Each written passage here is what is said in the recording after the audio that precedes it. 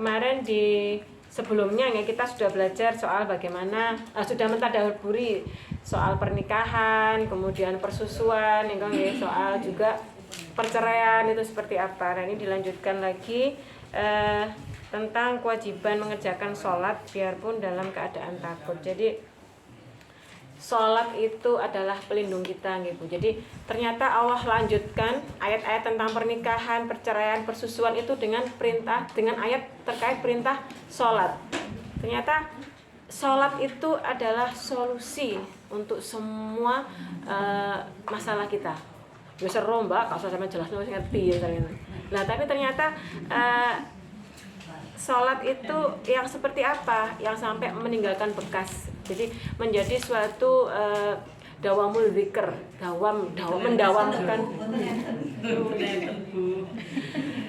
mendawamkan itu maksudnya berarti apa? Melanjutkan secara terus-menerus. Jadi istiqomah mendawam gitu. Lah, zikir itu adalah zikir. Jadi sholat itu adalah zikir kita kepada Allah yang ternyata menjadi pelindung dari perbuatan keji dan mungkar. Jadi apa bedanya perbuatan keji dan mungkar itu, Bu?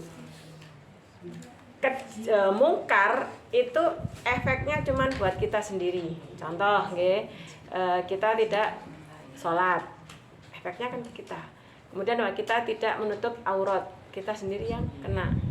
Apalagi kita tidak puasa Ramadan, kita sendiri yang dosa. Lah kalau keji itu maksiat yang membawa efek luar biasa. Satu negara, satu bumi, satu dunia bahkan. Apa? Zina. Karena perzinahan orang jadi tidak jelas, ini bapak sopo, iki anak sopo, akhirnya anaknya dibuang, ditemu uang, gedene tibake ketemu karo anake bapak sing mbok mau dirabek nilai. Ini namanya keji. Ketika suatu maksiat terjadi dan menyebabkan kerusakan yang luas untuk orang-orang di sekitarnya. Ini perbuatan keji. Satu, zina nggih. Kemudian apa? LGBT. LGBT ini nyun sewu nggih Bu ya. Ini mau tidak dibicarakan, tapi memang sekarang itu sudah begitu meluas ya. Sekarang itu kita yang diminta memaklumi perbuatan ini. Bukan para pelaku LGBT yang merasa malu, tapi orang lain yang disuruh memaklumi bahwa itu adalah kodrat, bahwa itu adalah fitrah. Bukan. Tidak pernah Allah menciptakan fitrah yang keji di dalam diri manusia.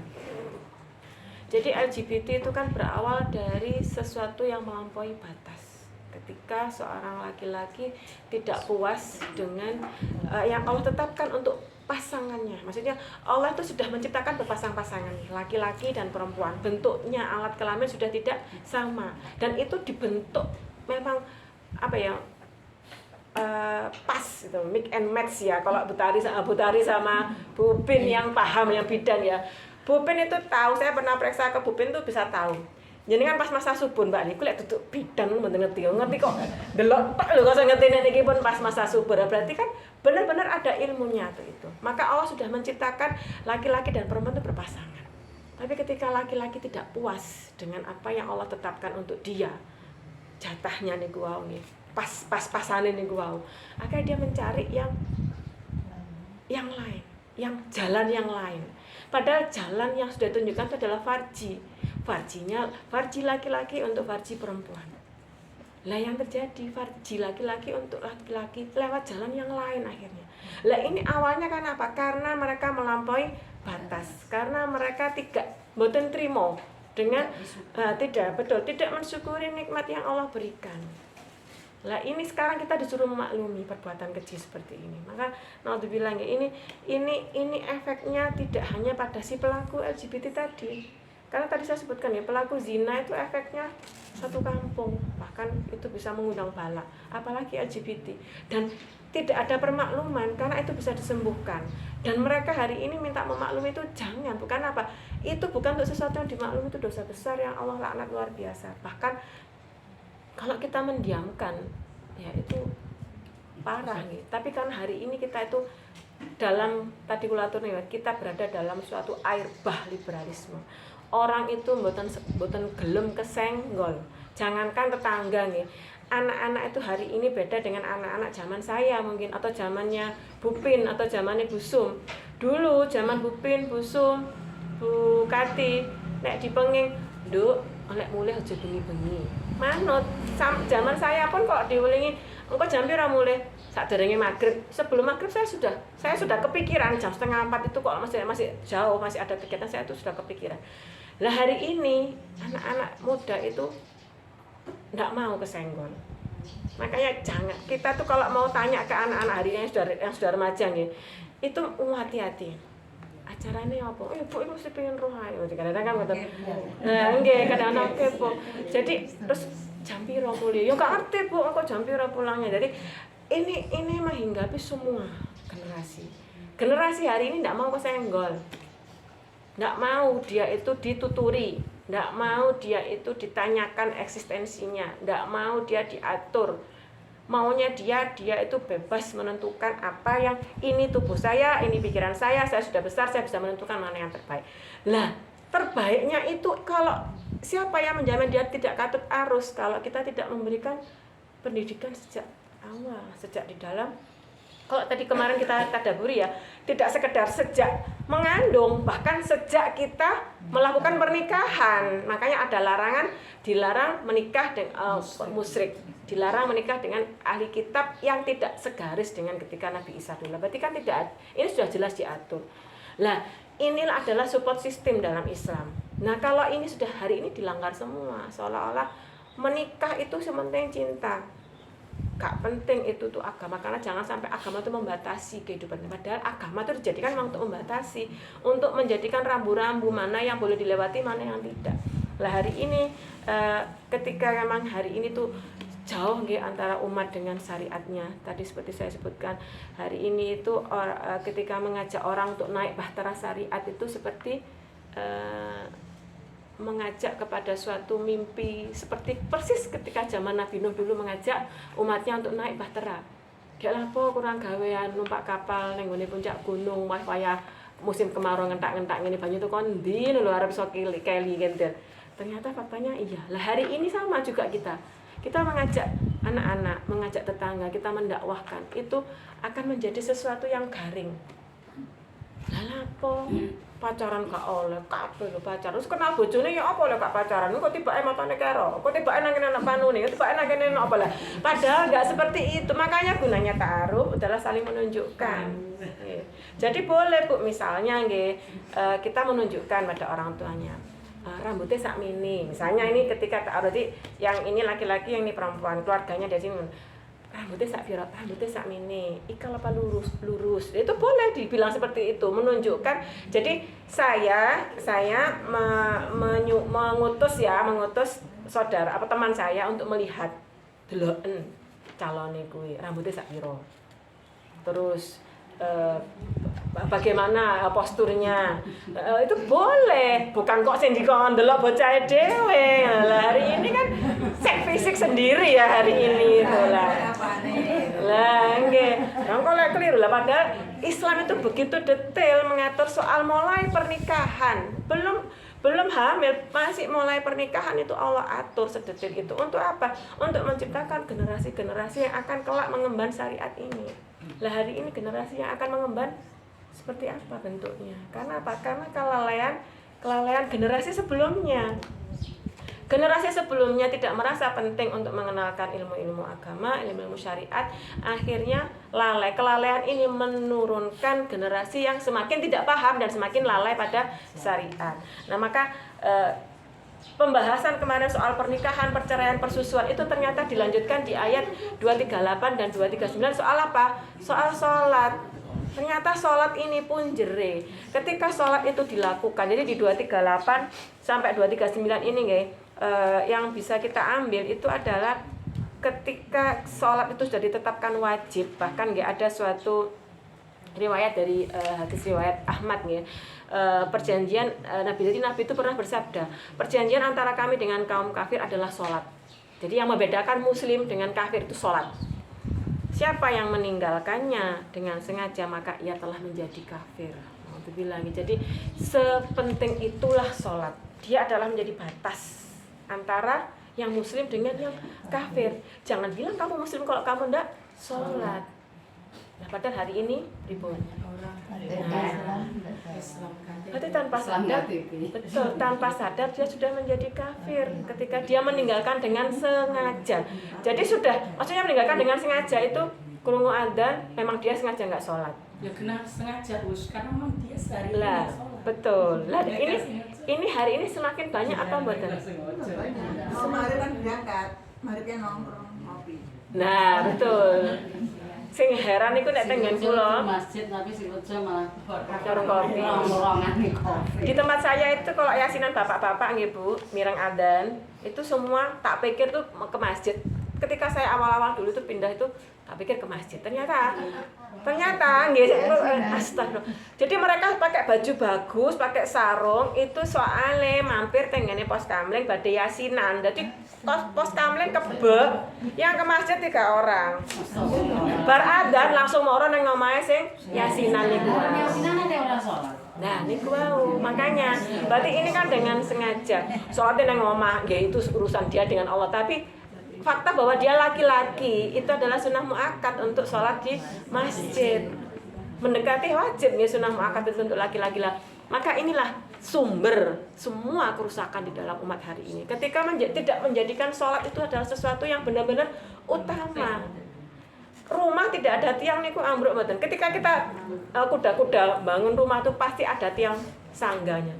Lah nek ada tiang itu pasti ambruk kuda-kuda pakai kayu jati, kayu Kalimantan sekuat apapun. Kalau ndak ada tiang-tiangnya pasti ambruk. Lah begitu juga umat hari ini ketika menggampangkan soal sholat, menggampangkan soal ini. Jadi jangan soal bagaimana melanjutkan sholat itu dalam beri kehidupan. Sholatnya mawon dereng.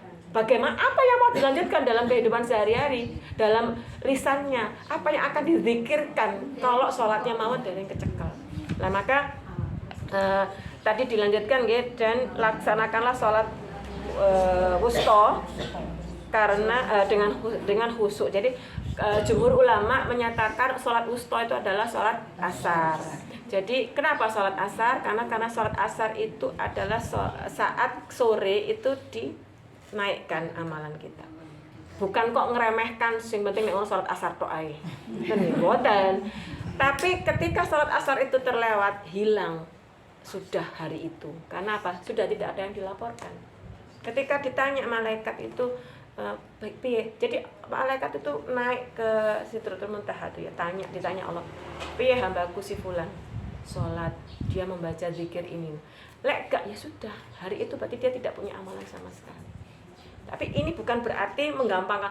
Lek ngono aja sampai ketinggalan sholat asar, liyane gak apa-apa. Lah mboten nggih. Ini maksudnya laksanakanlah sholat 5 waktu, apalagi sholat wusta, nggih sholat asar. Lah padahal parahnya sholat asar itu masih jadi sholat yang paling gampang dilalaikan. Sik voli. Nutup-nutup no koran misalnya ngaten nggih. Lah nggih sik rewang. Sing sering niku sik rewang, akhirnya krungu napa sudah jam mau maghrib sudah surup lagi lah nggih wedi sungkan karo tanggane engko dirasani daripada catetane malaikat niku wae. Padahal malaikat budal niku tanggal jam sekawan lho Bu. Jadi nek rewang sakderenge jam sekawan pun leren nggih. Dadi nek kalau karena apa? Ini sudah dijelaskan di dalam Al-Qur'an. Karena apalagi ini jadi pembatas lho Bu antara kita sebagai seorang muslim dengan seorang yang kafir. Karena kan kita bareng yo terus puasa yo sholat dulu gitu kan, tapi kadang-kadang itu mereka itu dia sakse sekalian itu kan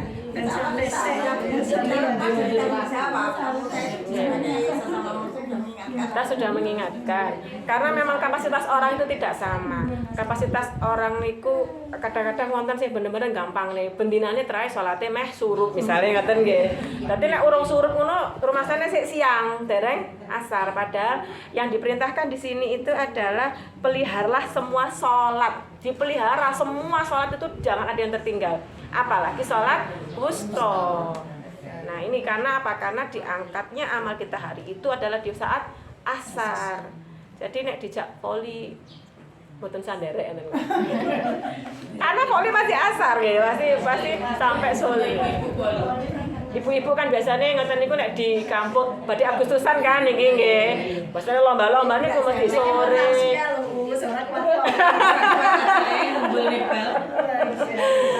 Lah sing yang masih muda-muda niki contohnya karena kan kita sudah mau Agustusan. Biasanya Agustusan itu acara pasti banyaknya sore lah. Ini setelah kita tahu kita jadi punya alarm sendiri. Kira-kira jam berapa apa kita asar dulu. Mas yo wis jentani koncone misalnya itu. Kita kalau sudah tahu ilmunya kan akhirnya kita berhati-hati. Maka gunanya ilmu itu adalah agar kita lebih berhati-hati. Jagani sing kira-kira kengko bakal dadi dosa. Jadi karena kan kemarin kita enteng karena enggak tahu konsekuensinya. Kayak kados kemarin ketika mengilak istri, tadi suami mengilak istri. Aku katanya ngumpuli kowe misalnya katanya. Segampang itu ngomong padahal konsekuensinya 4 bulan. Enggak bisa sekarang ngomong itu sesuk bengi diendangi malah enggak bisa. Karena apa? Ada ilak, ada di situ sudah suami mengucapkan ilak itu harus menunggu 4 bulan. Lah kan kalau orang tahu ilmunya akhirnya dia akan berhati-hati dalam lisannya, ngomong neng bojone ya mboten celemong. Lah ini kan gunanya ilmu. Nah, kemudian dilanjutkan 239, jika kamu takut ada bahaya, sholatlah sambil berjalan kaki atau berkendara, kemudian apabila telah aman, maka ingatlah sholatlah sebagaimana Allah telah mengajarkan kepadamu. Jadi di sini menunjukkan Bu ya, dalam kondisi perang, dalam kondisi apapun itu sholat itu tidak boleh ditinggalkan. Jadi kalau di sini kalau kita ada berangkat dari mazhab Syafi'i ya. Jadi kalau menurut mazhab Syafi'i kita tuh diperbolehkan sholat tidak sesuai dengan yang dituntunkan itu ketika kita dalam perjalanan tidak bisa berhenti. Contoh kita naik pesawat selama 8 jam nggih. Kan kita tidak bisa medun sik tak sholat nang masjid teman sakit nggih. Lah berarti ini kita dalam keadaan safar yang tidak memungkinkan kita untuk menyentuhkan dahi kita untuk sujud untuk sholat. Maka kita diperbolehkan sholat di tempat duduk kita dengan tanpa menghadap kiblat. Kan kita tidak tahu arahnya, pokoknya arah sesuai dengan kendaraan itu. Lah tapi ketika kita sudah mendarat, ketika kita sudah sampai di suatu tempat tujuan yang memungkinkan kita untuk sholat, nggih mboten ngoten malih harus ikut aturannya sholat seperti apa. Harus sujud, kemudian wudhu dulu, kemudian dalam posisi berdiri menghadap kiblat. Lah ini yang kadang-kadang itu digampangkan.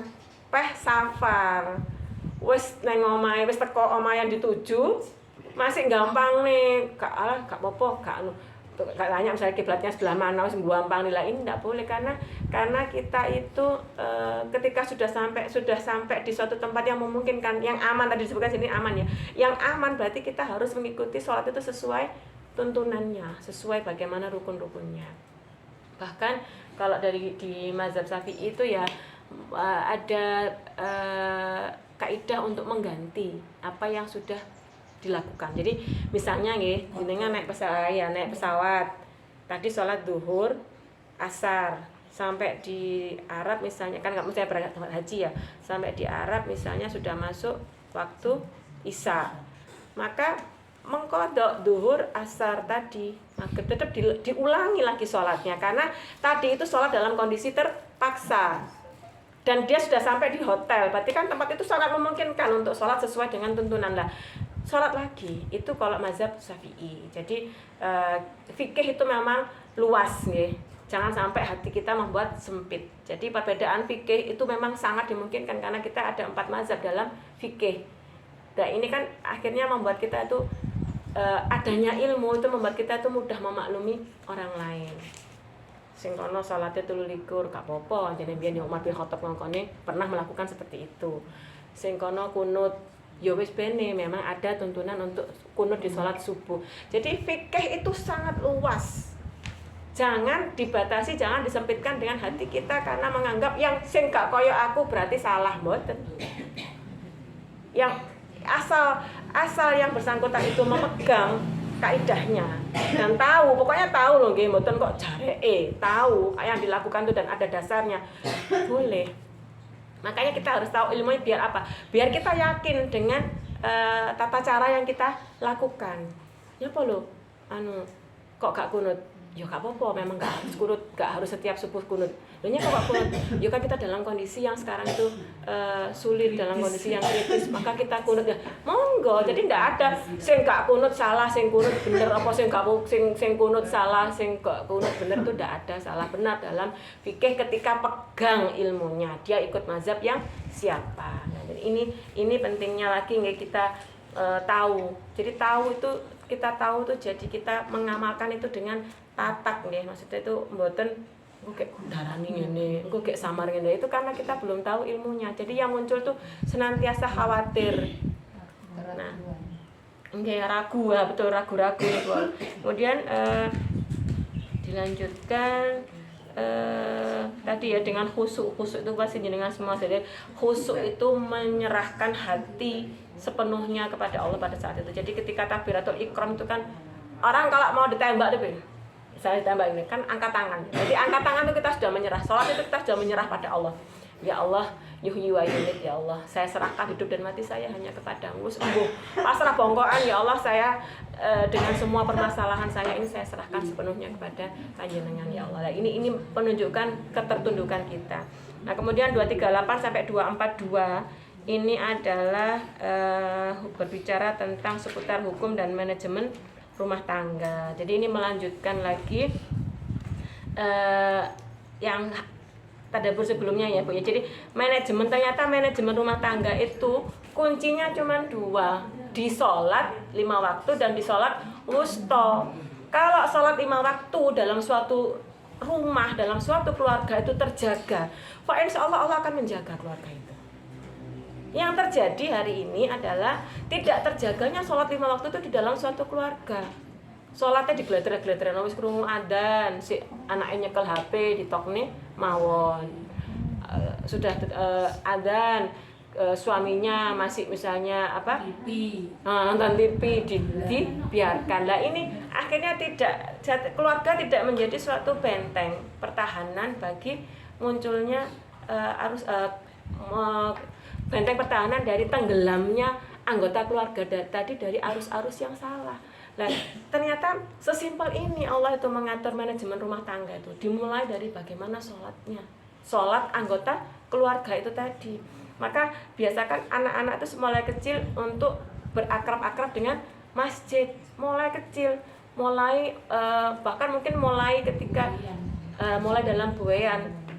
Jadi saya tuh pernah sholat itu di waktu itu sholat sholat waktu safar pokoknya saya itu sampai gendong anaknya.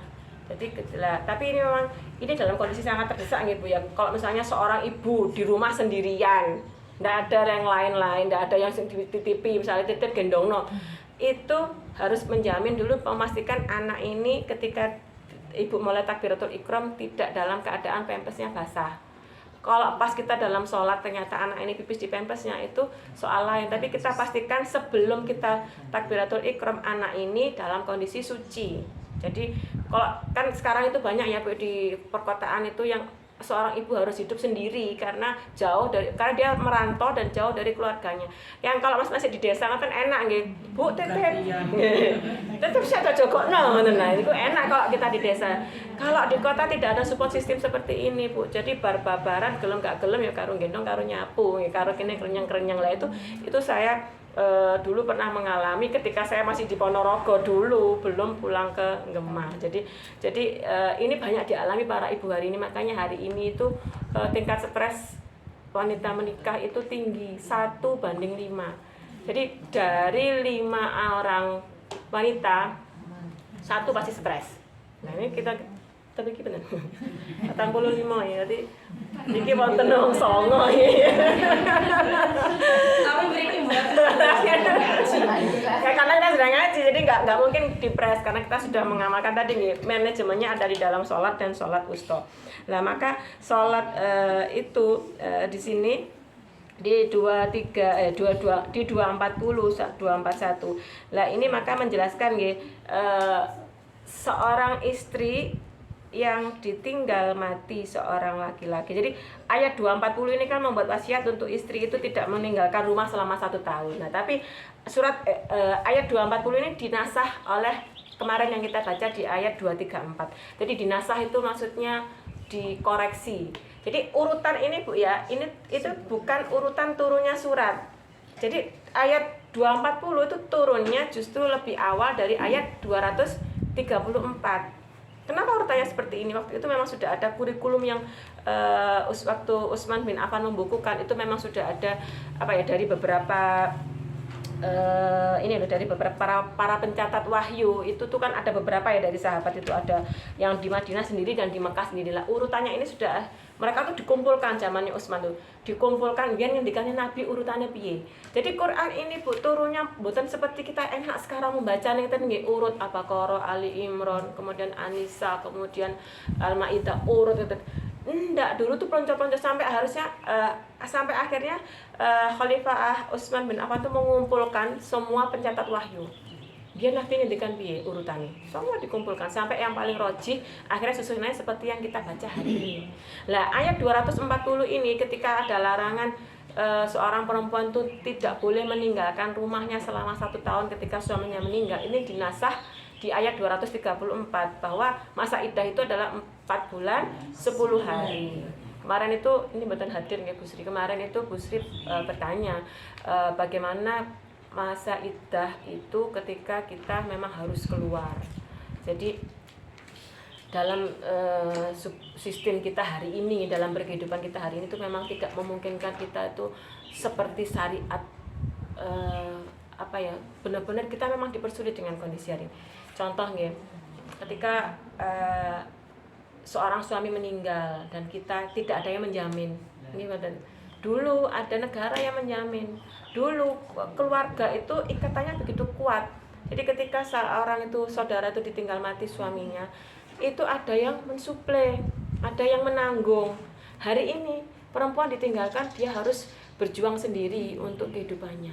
Maka masa iddah yang 4 bulan 10 hari itu menjadi sulit untuk dilakukan. Tidak keluar rumah sama sekali itu tidak mungkin, karena dia harus bekerja, dia harus mencukupi kebutuhan keluarganya dan lain-lain. Maka solusinya adalah di masa iddah itu adalah diperbolehkan keluar sesuai dengan hajatnya. Hajat maksudnya hajat yang sesuai syariah ya, misalnya memang dia harus bekerja, memang dia harus misalnya yang pedagang dia harus ngambil barang, kemudian dia menuntut ilmu, itu diperbolehkan, tapi memang syaratnya tidak boleh tabarut dan pakai minyak wangi. Dan setelah itu, setelah hajatnya selesai, dia harus segera pulang. Kalau memungkinkan ada anaknya yang sudah besar, maka dia harus diantarkan oleh anaknya itu untuk keperluan-keperluan yang memang dia harus berinteraksi dengan lawan jenis. Nah, ini memang bukan hal yang mudah hari ini Bu ya. Ini akan membutuhkan pengorbanan yang luar biasa. Yo angel Mbak lah, kalau anaknya wayah sekolah kuliah itulah. Memang kita sekarang itu hidup tidak di dalam support sistem Islam yang semua itu memuliakan wanita. Kita hari ini para wanita itu benar-benar harus berjuang untuk melanjutkan kehidupan kita, apalagi ketika harus ditinggal suami yang menjadi tulang punggung nafkahnya. Nah inilah kenapa ayat ini dinasah, karena memang tidak mungkin ya seorang wanita tidak keluar rumah selama 1 tahun. Nah tapi di ayat ini yang dinasah itu adalah tidak boleh 1 tahunnya itu. Terkait tidak meninggalkan rumah suaminya itu tidak dinasah. Jadi seorang istri ya, ketika misalnya dia harus ketika suami itu mengajak misalnya di rumah keluarga besar, rumah itu adalah rumah misalnya dari rumah mertuanya, diajak suaminya tinggal di situ. Nah ini selama 1 tahun itu tidak boleh menyuruh wanita ini pindah. Ini tidak dinasah, yang menyuruh pindah ini tidak dinasah. Yang dinasah itu adalah soal masa iddah tadi 4 bulan 10 hari, bukan 1 tahun.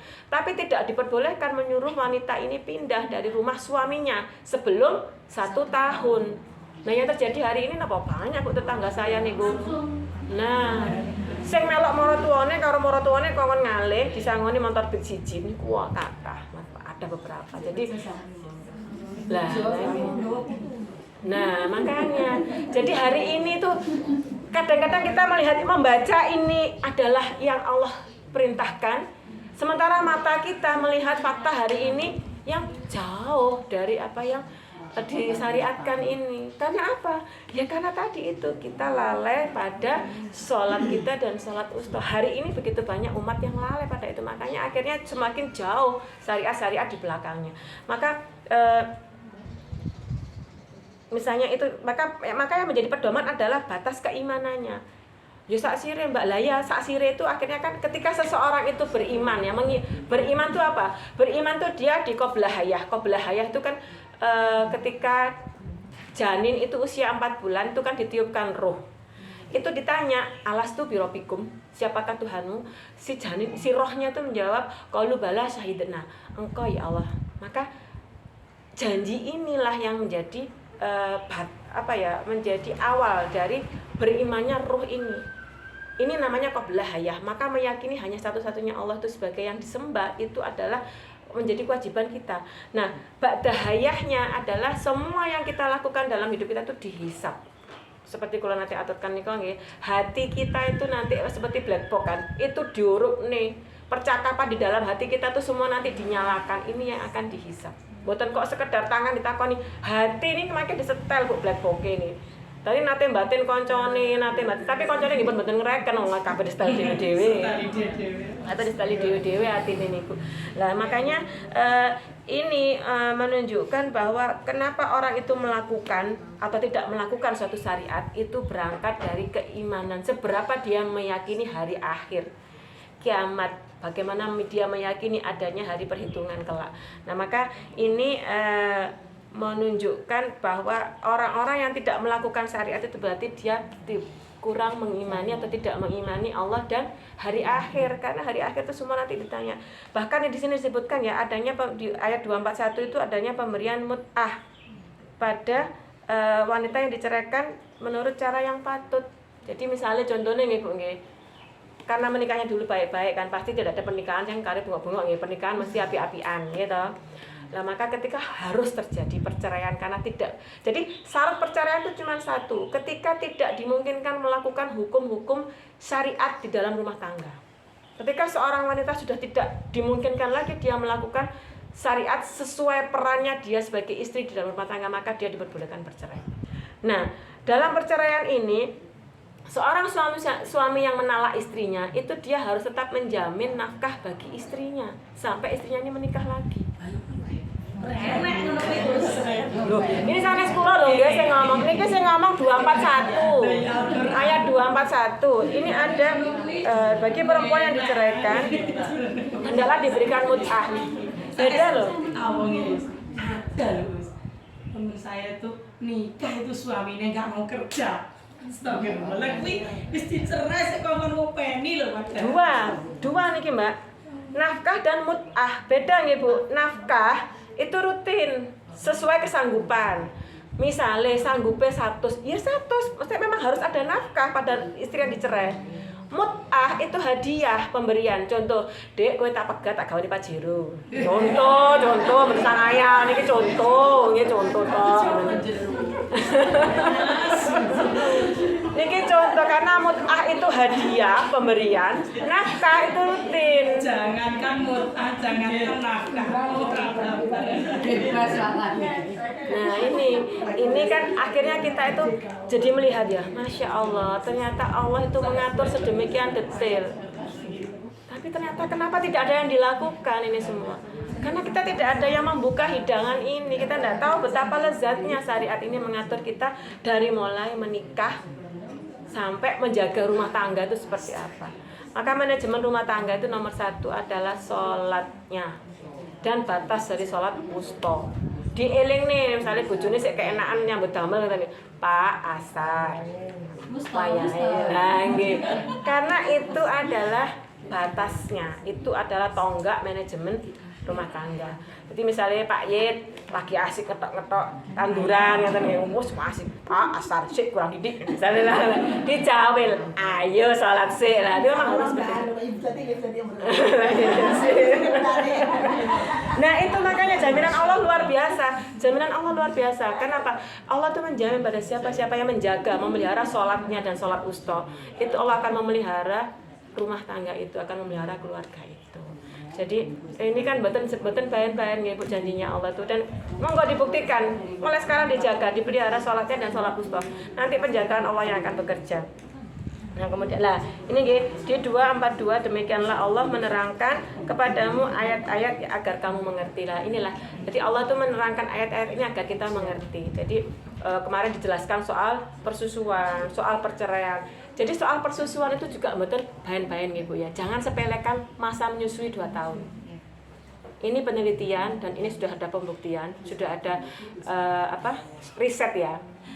Seorang istri yang dia melahirkan anaknya, kemudian menyusui 2 tahun, kemudian dia merawatnya, itu akan menjadi attachment dan bonding, ada perlekatan ya antara dia dengan suaminya. Ketika terjadi gonjang-ganjing dalam rumah tangganya, yang namanya orang rumah tangga itu kan pasti kadang-kadang kena badai, kena apa. Inilah yang akan menguatkan. Laki-laki itu akan terikat kuat dengan istrinya. Kenapa? Karena dia merasa berutang. Istrinya sudah menyusui anaknya selama 2 tahun, sudah merawat anaknya sampai dengan 5 tahun. Lah hari ini makanya banyak perceraian itu kenapa? Karena semakin banyak wanita yang menyepelekan masa menyusui. Seolah-olah masa menyusui itu bisa digantikan sama susu sapi. Padahal kemarin kita belajar soal persusuan itu tidak boleh ya. Yang boleh apa? Disusukan kepada orang lain yang jelas. Nah, sampai kalau contohnya kalau ini misalnya anak saya dan Mbak Tati sama Mbak Tati, asiku gak bisa keluar karena satu dan lain hal, misalnya titip susonono atale itu yang seperti itu, bukan kok disusuk nenek sapi dengan jadi saudara persusuan gila. Ini sampai seperti itu diatur dalam Islam. Lah maka hari ini semakin banyak kegonjang-ganjingan, semakin banyak hal rusak, itu karena semakin tidak menggunakan syariat itu sebagai panduan. Orang belajar jadi ini. Nah, jadi tidak tahu mana yang harusnya dilakukan, mana yang harusnya dihindari, tidak tahu. Seolah-olah gampang menyusukan anaknya pada susu formula, padahal tidak seperti itu. Dan itu efeknya apa? Tidak ada attachment, tidak ada perlekatan. Sekarang ngeten nggih. Niki misalnya amplop. Kula lem prangko, wis rapet nggih. Jrep. Kalau disobek kalau perangkone kula tarik, kertasnya sobek mboten? Sobek kan? Mangke nek tak kelepne malih saged mboten? Nah, ini soal pengasuhan anak juga. Anak 0 sampai 5 tahun itu dia masa attachment, masa perlekatan. Dengan siapa dia dekat, maka dengan itulah dia akan merasa sangat dekat. Hari ini anak-anak dekat dengan siapa? Banyak dengan ibunya atau dengan orang lain? Baik. Padahal nenek itu tidak didesain Allah untuk menjadi orang tua bagi si anak. Tidak ada. Nenek tidak akan pernah bisa mengasuh anak itu sesuai dengan tuntunan agama. Karena apa? Dia tidak didesain Allah untuk mendidik anak itu.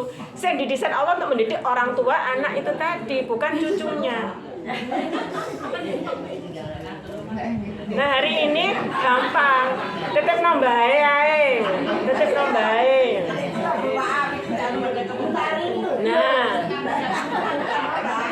Nah, nggih, akhirnya itu.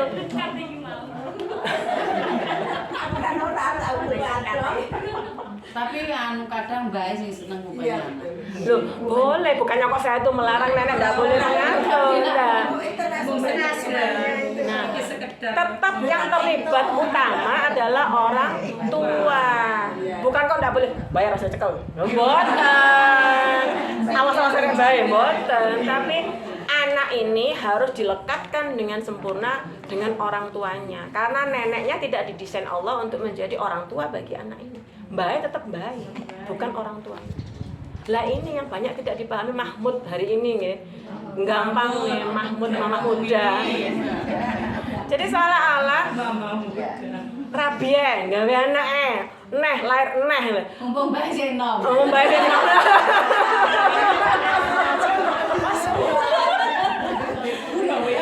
Nah, padahal enggak seperti itu saya. Wis waktu Pak Reso ngomong butune lho. Mane mumpung bae sing nom bedol ndang rapi. Nah, jadi tetap attachment pertama adalah orang tuanya. Lah hari ini anak diserahkan pada pembantu. Pembantu gak kerasan ganti mana pembantu, ganti mana pembantu, ganti mana pembantu. Anaknya ini akan sulit nanti menjadi pribadi yang sulit. Kenapa? Dia harus mengalami perobekan yang luar biasa. Amplop kertas perangko dilem, ditarik, dilem lagi dengan kertas yang baru, dilem lagi dengan sobek lagi, dilem lagi dengan kertas yang baru. Kira-kira perangko ini memet betul. Itu juga yang terjadi pada hati anak-anak kita, kejiwaan anak-anak kita tuh seperti itu. Nah tapi hari ini gampang kan, seolah-olah 1 bulan ditaruh di tempat penitipan anak itu gak kerasan ganti sana. Kaya anake iki duduk uang, lawang kertas sama perangko aja sobek nggih, dilekat tarik, apalagi anak kita. 0 sampai 5 tahun itu masa pembentukan jiwa anak kita. Mbak kadung kaset, mboten ada kaset. Kenapa? Kedekatan niat kita untuk merubah diri kita dan niat kita untuk mendekati Allah itu yang nanti janjinya Allah nih, itu yang akan merubah kesalahan kita di masa lalu. Apakah saya tidak berbuat salah? Saya dulu juga sempat menjadi ibu yang bekerja. Jadi, saya harus menebus. Menebusnya dengan apa? Menebusnya dengan kuali-kuali yang dia dulu masih kosong. Jadi kalau sekarang diam saya jadi gampang temper, ya saya tidak boleh ikut temper. Karena apa? Itu bentuk kosongnya kuali dia pada perhatian ibunya di masa lampau. Jadi kok kita sekarang anak temper ikut lebih temper? Enggak. Tempernya anak itu karena ada kuali kejiwaan yang dia belum terisi di masa kecilnya dulu dalam proses tumbuh kembangnya. Ngeten niki lek mboten sinau, kinten-kinten angsal mboten lek misale ilmu soal pengasuhan. Makanya ini itu Quran itu Masya Allah ya, semakin kita membukanya itu semakin kita tuh merasa ya Allah, kemana saja selama ini nggih. Wingi-wingi aku nang endi lah nggih. Wingi-wingi aku sik enom iku nang endi kok nang ngerti. Baru lahir. Nah, nggih baru lahir. Alhamdulillah kita masih diberi kesempatan oleh Allah untuk kita mempelajarinya. Nah, kemudian dilanjutkan di ini nggih, kewajiban berjihad dan mengeluarkan ini di 2 ayat 243 itu. Nah, ini 243 ini adalah ini orang kesehatan pasti ngerti insyaallah. Jadi ternyata di ayat 243 itu adalah suatu kisah di masa lampau ketika ada suatu wilayah yang dulu tuh kena wabah sapar ya. Jadi waktu itu zaman Bani Israel itu kena wabah sapar. Banyak yang mati. Lah orang Bani Israel ini rame-rame keluar dari negerinya itu untuk menyelamatkan diri. Padahal dalam fikih wabah ya, dalam tuntunannya itu ketika terjadi suatu wabah itu lockdown, tidak boleh keluar, yang luar tidak boleh masuk. Ini ternyata Quran loh Bu yang ngatur, ayat 243. Nah, ketika Covid kemarin kan ngoten kita di lockdown. Tapi lockdownnya wow dek wingi niku nggih. Sing bayar oleh mlebu, sing gak bayar gak oleh mlebu, sing bayar oleh metu. Lah ini kan ketika sesuatu itu tidak diatur berdasarkan syariat itu akhirnya menggampangkan, seolah-olah terbeli dengan uang. Lah maka ternyata di syariat ini pun seperti itu. Manajemen wabah itu ada, bahkan di sini nggih. Allah berfirman pada mereka, matilah kalian, pasti kalian akan mati tanpa bisa menghindar, karena hidup dan mati ada di tangan Allah dan kematian pasti datang meski tanpa sebab. Jadi tidak boleh kita kok sama golek metu garai tiba lah wong turu ning kasur ya iso mati. Contoh, ini Busum ndak hadir, kalau Busum hadir mungkin akan membenarkan. Bu Sukiran itu putrinya itu meninggal dalam posisi tidur. Putrinya yang nomor kali itu meninggal ketika tidur. Jadi nggak usah. Jadi Allah itu berkuasa sekali membuat kematian tanpa sebab, itu bisa sekali. Jadi kita itu tidak boleh rasa ngene rasa ngono rasa budal ngaji bengi-bengi bahaya. Lah itu tuh yang harus kita tanamkan apa? Pastikan kita tuh berangkat ke tempat yang benar dengan cara yang benar, berdoa, sudah setelah itu tawakal. Semua milik Allah. Nah, ini yang harus kita pastikan. Maka di ayat 243 ini jelas nih bahwa di sini itu sampai dimatikan 8 hari. Jadi nekat keluar, waktu itu Bani Israel itu nekat keluar dari negeri itu, sama Allah dimatikan selama 8 hari, terus dihidupkan lagi. Dan mereka waktu itu ketika dihidupkan lagi diberikan nabi yang bernama Nabi Hizkil ini, dan itu akhirnya mereka bisa bergotong royong untuk menyingkirkan wabah itu. Jadi yang disyariatkan ketika terjadi wabah, ya yang ada di tempat itu bergotong royong untuk menghilangkan wabah itu, bukan pergi dan tidak ada orang yang baru masuk lagi. Inilah teknik penyembuhan menurut Islam. Ada, bahkan ini dicontohkan pada saat masa lampau. Jadi Quran ini kan berisi banyak kisah nih. Sepertiga Quran itu isinya kisah-kisah di masa lampau yang bisa kita ambil pelajarannya hari ini. Jadi ini dilanjutkan dengan ayat perang di 244 itu menyatakan bahwa berarti penyebab kematian itu salah satunya adalah dengan peperangan. Hari ini itu kan kita rasanya kalau dengar perang itu rasanya ngeri ya Bu nggih. Padahal peperangan itu adalah sesuatu yang Allah perintahkan untuk meninggikan agamanya lillahi fi kalimatillah. Jadi perang itu adalah salah satu cara bagi kita. Ini adalah termasuk dalam sunnah tadafu ya. Sunnah tadafu itu ketika kita tuh boleh mengalami konflik pergesekan. Dan dalam pergesekan itu boten kok seperti agama sebelah nggih, nek dikaplok pipimu tengen kayak no pipimu iwo, boten. Jadi ketika kita dianiaya, kita pastikan ini atas sebab apa, nyapa. Dan kita boleh membalas dengan satu. Boten kaplok siji, balas siji itu boleh. Boten kok dikaplok siji plak plok ndul wae iki boten asal. Iki jenenge embo. Lah itu memang ada di ini syariatnya seperti ini nggih di 244 dan 245. Di 245 ini Allah telah membeli jiwa dan harta jihad fisabilillah dengan surga. Nah, ternyata jihad fisabilillah ini bukan sekedar peperangan saja, Bu. Jadi kita tuh intan surullah yang menolong agama Allah itu paling awal itu adalah dengan apa? Menolong keluarga kita sendiri.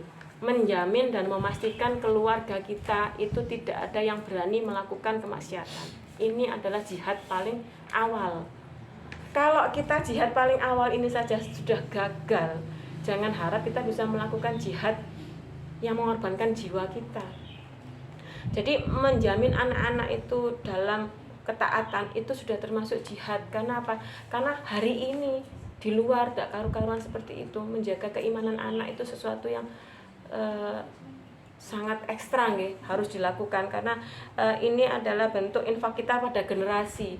Jadi mendidik anak itu hari ini kan mboten murah nggih. Masukkan ke pondok itu biayanya mboten sedikit, puluhan juta. Kemudian nanti per bulannya itu juga makan dan lain-lain kirimannya juga sudah 2 juta nggih Mbak Rina nggih sing putrane temen nggih. Berarti kan itu infak kita dari orang tua kepada anak. Untuk apa? Untuk mendidik generasi.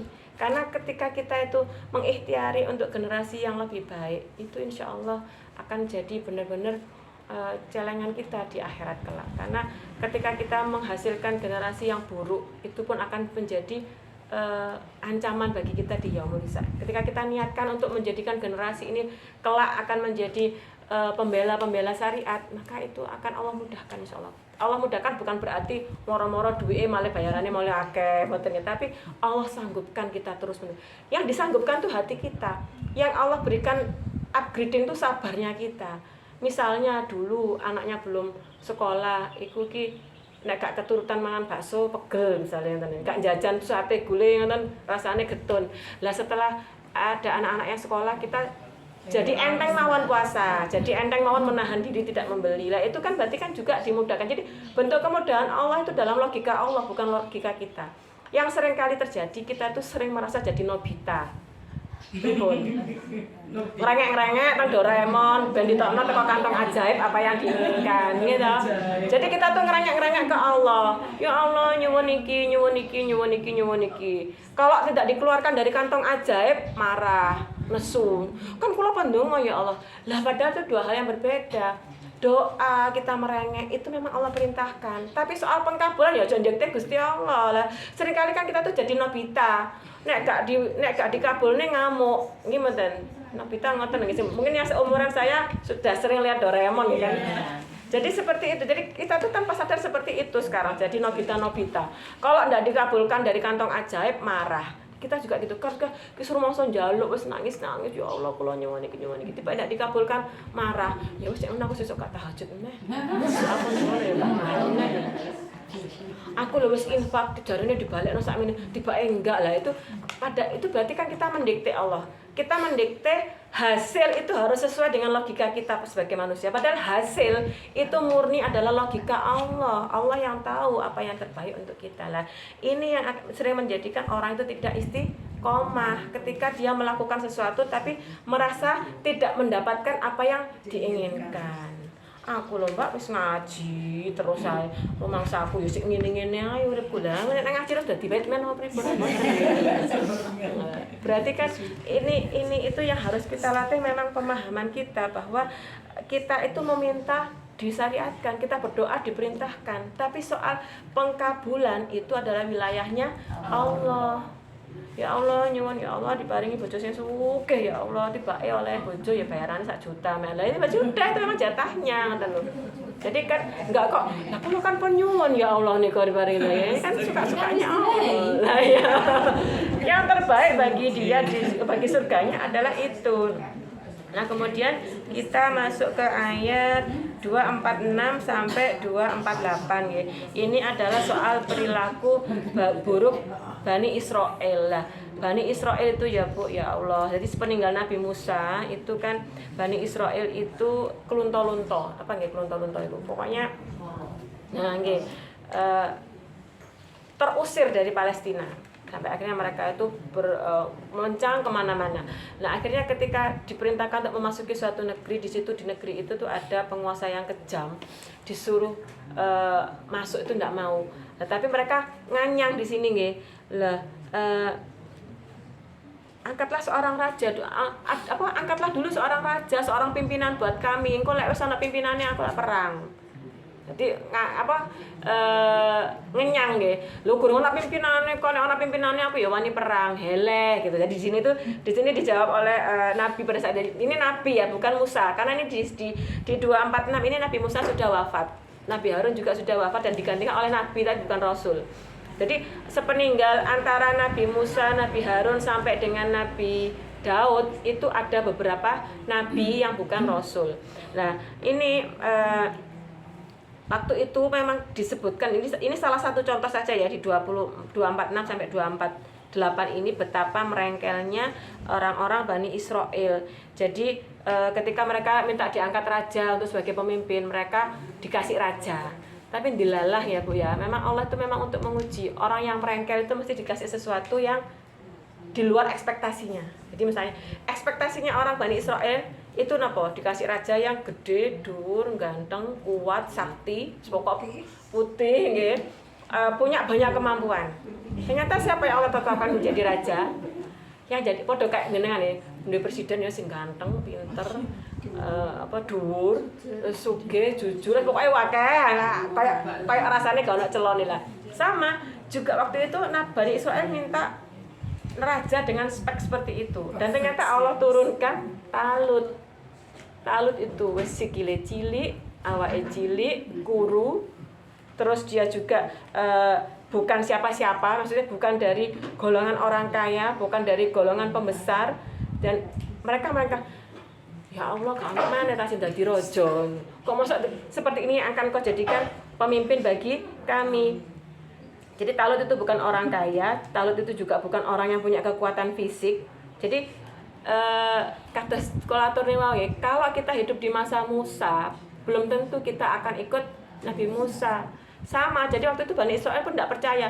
Lah wong koyo ngene kok kon dadi raja. Wis awake cilik, duduk wong sugih, sikile cuwili. Jadi digambarkan memang kakinya Talut itu kecil, Bu. Jadi seperti apa? Laki-laki yang keruwempeng ngoten niku lho. Ya apa ya kuat, ngono lho kayak ngene kita dadi raja. Jadi waktu itu sudah meragukan lah. Ternyata meragukan ini juga enggak boleh. Jadi seringkali kita juga seperti itu ya. Ketika Allah berikan jawaban dari doa kita, terus kita enggak seperti ekspektasi kita. Ada kayak gini loh ya Allah. Nggih mboten kadang-kadang. Kita misalnya minta apa? Alhamdulillah. Nah, inilah sama. Lah, sama Allah dikasih pembuktian ternyata Raja Talut ini diberikan tabut. Jadi kotak kitabnya Nabi Musa itu adalah Taurat. Jadi kitab Taurat yang sudah lama hilang dan direbut oleh musuh itu Allah hadirkan di tangannya Talut. Nah, akhirnya gelem gak gelem mereka akhirnya iya lah iki kan kitab kami dulu. Kitab Taurat ini di dalam kotaknya. Jadi kotak itu berisi lembaran-lembaran suhuf. Jadi lembaran-lembaran tulisan-tulisan kitab Taurat itu tadi. Akhirnya mereka menjadi percaya karena itu tadi ternyata benar bahwa ini adalah raja yang diturunkan oleh Allah kepada kita. Nah, tapi ini ternyata tidak juga membuat mereka manut. Di ayat 249 sampai 252 ketika mereka diajak berperang melawan Jalut sudah dipelingi niku nggih. Kok lek ketok kali aja ngombe akeh-akeh, nyiduka titik ae. Lah hawane panas kados ngeten wis mlaku waduh ketok kali bening seger. Mboten trima sak cedhuk slolep Bu ngene. Kali ngene ku wau. Nah, akhirnya dari 800.000 pasukannya Talut hanya 300 orang yang sanggup berperang karena sing liyane kelempoken. Tadi berapa berarti? 800.000 dikurangi 300, tinggal 300 tok yang akhirnya berperang melawan Jalut. Nah ini lho berarti wong lek merengkel niku nggih. Wong wis dikandani ngombe sak teguk ae. Engko lek ngono gak kuat perang. Akhirnya bener gak kuat berperang. Dari berarti sekitar 770.000 pasukan itu kelempoken. Karena tidak ada sing manut. Nah, jadi misalnya kita, nah ternyata iya. Jadi Allah itu selalu nggak kok gampang. Kok lek ngelewati sungai, aja ngombe, tapi cuaca dingin, hujan deras. Enggak, waktu itu memang suasana keadaan itu panas. Seperti ini kerontang, ketok kali bening banyune gemrojok. Lah masih jenengane paling langsung langi. Nah itu diperintahkannya minum seteguk tok dengan tangan seciduk. Tapi mereka enggak. Jadi akhirnya 770.000 pasukan itu kelompokan dan gelile enggak bisa perang. Tinggal 300 orang. Padahal Jalut itu pasukannya sangat kuat, rajanya gede dhuwur. Tapi karena Allah tuh tidak menunjukkan sepiro sih mampumu mikir. Ternyata ketika aku yang mengatur, beres toh kabeh. Siapa yang Allah hadirkan untuk membunuh Jalut?